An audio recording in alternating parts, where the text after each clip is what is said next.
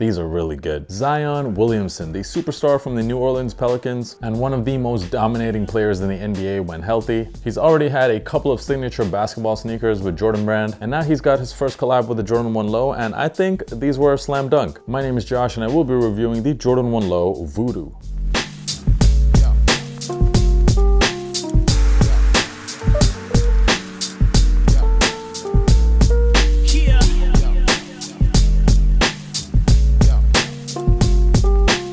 So these sneakers released early in North America on November the 8th, and the retail price on this was $160. And for a Jordan 1 Low, that's definitely quite a lot. It seems like these were a lot more limited than expected. Very little stock on the sneakers app, and very few stores actually got them. I was very intrigued when I saw pictures of the shoe, and let me just tell you, the pictures just really do not do it justice. We actually first saw this Voodoo colorway on another sneaker, the Zion 2, and now we get it on the Jordan 1 Low, and this is a Jordan 1 Low OG. So it comes with that OG cut, which means it does have a lower ankle collar, and also the tongue of the sneaker is much lower than those really long tongues you get with the regular Jordan 1 Lows. And the entire inspiration of the shoe comes from African tribal religions, specifically one item that is used in a lot of religious rituals, namely a voodoo doll. And I think Jordan Brand did a pretty amazing job incorporating that voodoo doll theme into this shoe. Firstly, let's get into the colorway. So there's actually 6 different colors on the shoe, and I'll name all of them. We got flax,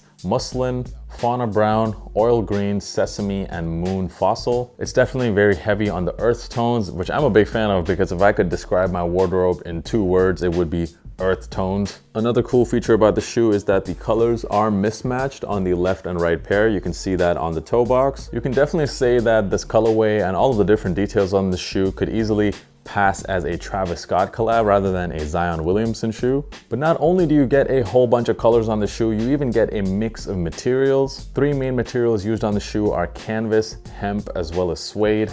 And honestly, all of these materials feel just a bit more premium on this shoe than most Jordan collabs. The suede in particular on the mid panel as well as the tongue does feel quite soft. But this shoe is all about the details. Nearly every inch of the shoe is covered in details. Let's start off with the toe box. So you get this mini swoosh here on this canvas mudguard, and the mini swoosh is actually facing in the opposite direction than the big swoosh. The holes you see on the toe box area, they're not actually just circular holes. It seems like they are these little crosses, which is pretty interesting as well. You also get this little bit of what looks like some kind of scribble type of detailing.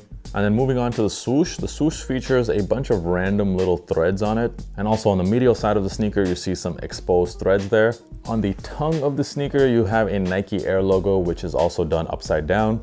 You get some pretty interesting laces with the shoe as well. You get these rope laces, which are done in a white color. And you also additionally get an extra pair of laces, which seems to be done in more of an olive color. On the heel of the shoe, you get the Wings logo, but it's upside down and it's done in an olive color as well. And if you pull up these heel panels, you'll see the words Voodoo on the left pair and Zion on the right, both done in a tribal type of font. And also on the heel, you get this really cool Voodoo logo here, which features a skull with a button through it. We also have the same logo on the Zion 2s. The insoles as well are pretty nice, both done in olive color, once again featuring Voodoo and Zion written on it. And then finally, to round it all off, you get a very nice gum outsole. Wow, that is a lot of details on the shoe. And the reason for all these mismatched colors, the different materials, all of the little details as well, the reason behind all of this is because Jordan Brand was really trying to incorporate that voodoo doll concept here, because voodoo dolls are usually made using a bunch of random materials, and they wanted the shoes to feel exactly like that.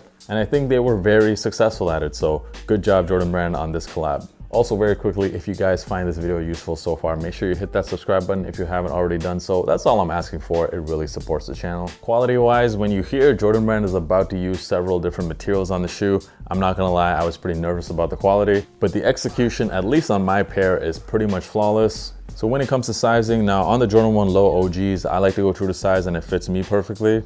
I know, however, that a lot of people with narrow feet say that they like to go down half a size in these compared to a normal Jordan 1 Low. If you have experience wearing OG Jordan 1 Lows, then I would say go with whatever your size is in your other pairs. It fits the same on these. I wear these in my true size 11, it fits great. And just to give you a reference point, I wear the same size in Nike Dunks and pretty much all Jordan 1s and Jordan 4s as well. Looking at resale prices right now, I actually think the prices are just a lot lower than I expected for a shoe like this, considering how limited this sneaker was and how unique of a Jordan 1 Low this is. If you look at those Travis Scott reverse mochas that dropped earlier in the year, I mean, it's a nice looking shoe for sure, but it's pretty much a Jordan 1 low with a reverse swoosh. And those are going for 5 times the price of these Voodoos. So I definitely think if you're kind of after that Travis 1 Jordan 1 low type of aesthetic, these are a great alternative for a lot cheaper. And these have a lot more cooler details and just a lot more unique in general. I really think at these prices, these shoes are definitely worth it. I will leave a couple of affiliate links in the description to help you guys cop.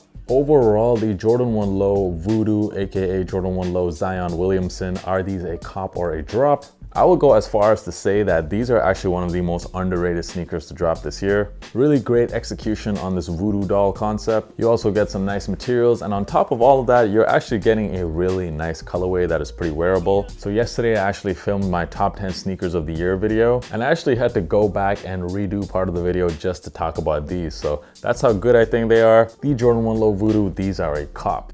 Go crazy in the comment section, guys. Let me know what you think about this pair right here. Do you also agree with me that this is one of the most underrated Jordan 1s to release in a long time? Thank you so much for all of the support on the channel. I'll catch you guys in the next video. Peace.